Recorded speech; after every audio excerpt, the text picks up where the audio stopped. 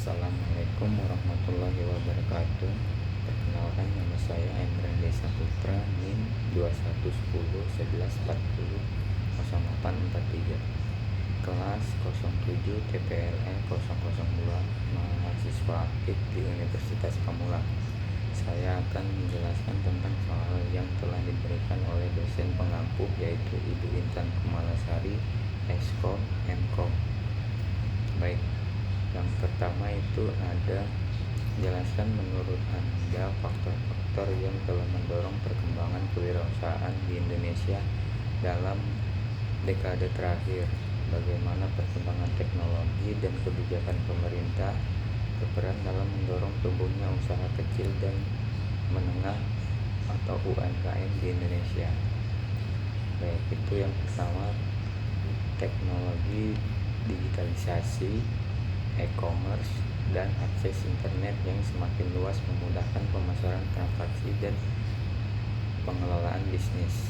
Kedua, kebijakan pemerintah, yaitu dukungan seperti kemudahan perizinan, insentif pajak, program KUR atau kredit usaha rakyat, dan pelatihan kewirausahaan mempercepat pertumbuhan UMKM.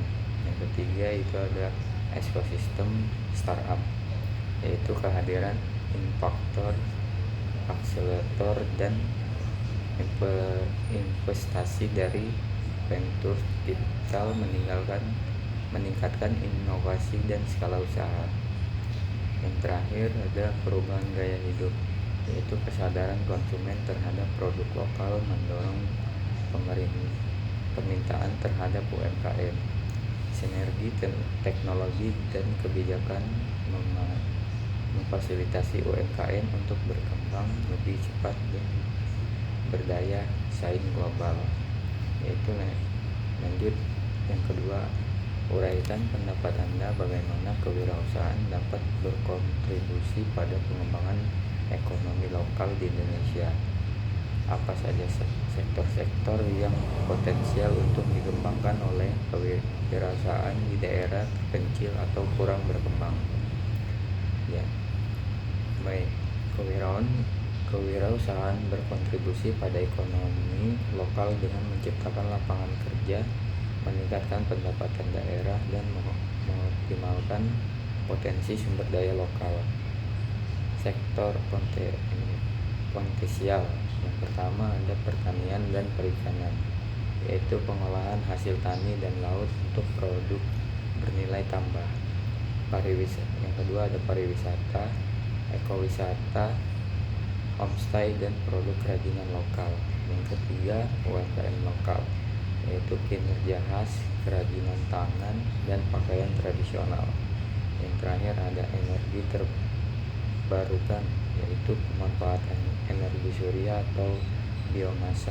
Wirausaha di daerah terpencil dapat mempercepat pembangunan dan mendorong kemandirian ekonomi.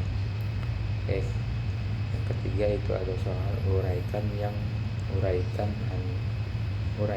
Anda ketahui tentang tren baru dalam kewirausahaan global, seperti kewirausahaan digital, startup berbasis teknologi, dan ekonomi berbagi atau sharing ekonomi. Bagaimana tren ini mempengaruhi perkembangan kewirausahaan di Indonesia? Baik, tren kewirausahaan global seperti kewirausahaan digital atau startup berbasis teknologi dan ekonomi berbagi atau sharing ekonomi telah mengubah lengkap bisnis dengan fokus pada inovasi, aksesibilitas, dan efisiensi di Indonesia. Tren ini mendorong satu, pertumbuhan startup teknologi, yaitu banyak startup dalam e-commerce, finance, dan lokal logistik muncul. Yang kedua ada ekosistem ekonomi berbagi, yaitu layanan seperti transportasi online dan co-working space berkembang pesat. Yang ketiga ada pemberdayaan UMKM digital, yaitu teknologi membantu UMKM jangkauan pasar lebih luas melalui platform digital. Tren ini mempercepat digitalisasi meningkatkan inklusi ekonomi, dan mendorong daya saing global wirausaha di Indonesia. Baik, lanjut kita ada soal yang keempat, yaitu uraikan pendapat Anda, bandingkan karakteristik kewirausahaan di negara maju seperti Amerika Serikat atau Jerman dengan negara berkembang seperti Indonesia atau Filipina. Apa pendapat dalam hal akses ke modal, infrastruktur, dan ekosistem kewirausahaan antara kedua jenis negara tersebut?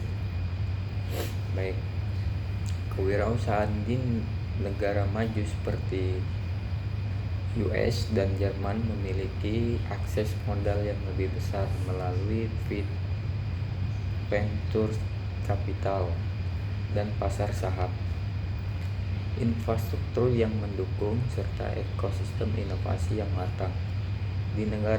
Sedangkan di negara berkembang seperti Indonesia dan Filipina, akses modal lebih terbatas, bergantung pada pembiayaan mikro atau pemerintah. Dengan infrastruktur yang kurang merata, ekosistem kewirausahaan masih berkembang, sering berfokus pada pemecahan masalah lokal.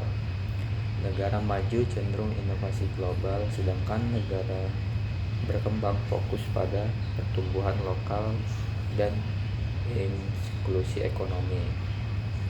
Lanjut, yang terakhir ada jelaskan opini Anda tentang bagaimana kebijakan dan program pemerintah Indonesia yang mendukung perkembangan kewirausahaan seperti akses pembiayaan, pelatihan, insentif pajak.